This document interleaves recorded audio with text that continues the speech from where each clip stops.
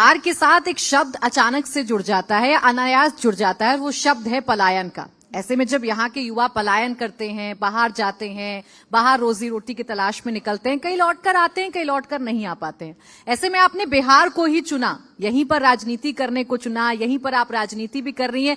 क्या आपका kick point था जो आपको लगा नहीं अपने प्रदेश में ही रहूंगी और यहाँ पर राजनीति करूंगी? देखिए, कोई अपनी मतलब मेरा बिहार से वो रिश्ता है जो रिश्ता मेरा मेरी माँ के साथ है, उतना ही खूबसूरत और उतना ही प्यार हमको। हम बिहार की मिट्टी में जन्मे, हम बिहार की मिट्टी के लिए ही जिएंगे और जब तक रहेंगे हम बिहार के लिए रहेंगे। ये मेरा प्यार है अपने प्रदेश के लिए। हम बाकी लोगों को देखते हैं, वो लोग अपने प्रदेश के लिए लगे रहते हैं, जिस घर में जन्मते हैं उस घर को आगे बढ़ाने के लिए मतलब वो मेहनत करते रहते हैं।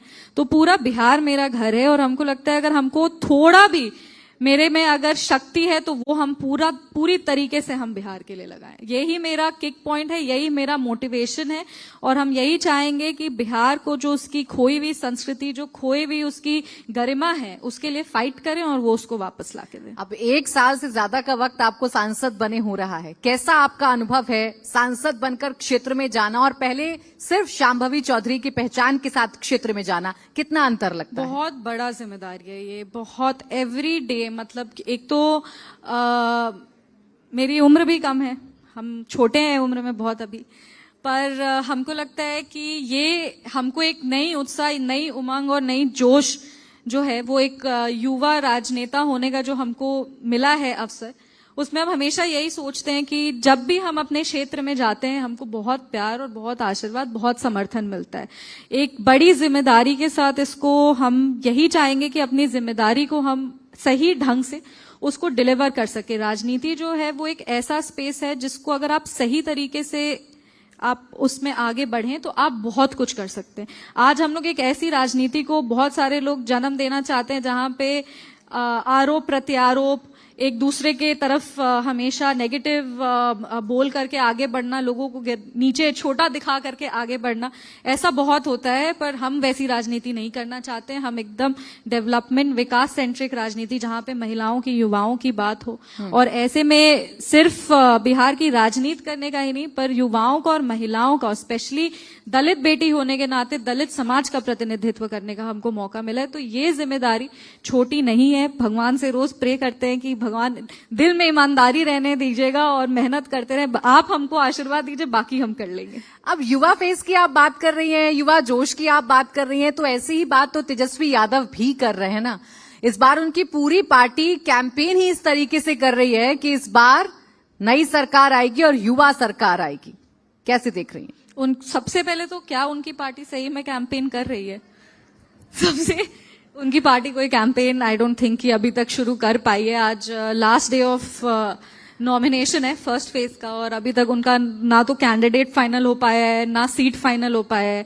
ऐसे में वो कैंपेन क्या मतलब, अभी तो हमको लगता है आपस में गठबंधन ही उलझ रहे हैं।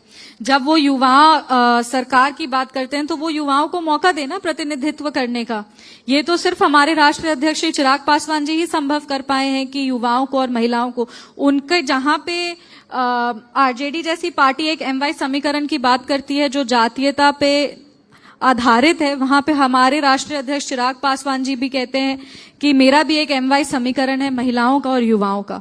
युवाओं की बात राजनीति में करनी बहुत आसान है। युवाओं के बाद युवा रोजगार के बारे में बात सभी करते हैं, पर युवाओं को मौका नहीं देना चाहते। संगठन में युवा को खड़ा करना और युवाओं को प्रतिनिधित्व का मौका देना, ये दोनों अलग चीजें। और अभी भी आप जब 29 सीट जो लोक जनशक्ति पार्टी की 29 सीटें उसमें आप देखेंगी तो उन्होंने बहुत खूबसूरती से, हमारे राष्ट्रीय अध्यक्ष चिराग पासवान जी ने महिलाओं को और युवाओं को मौका दिया।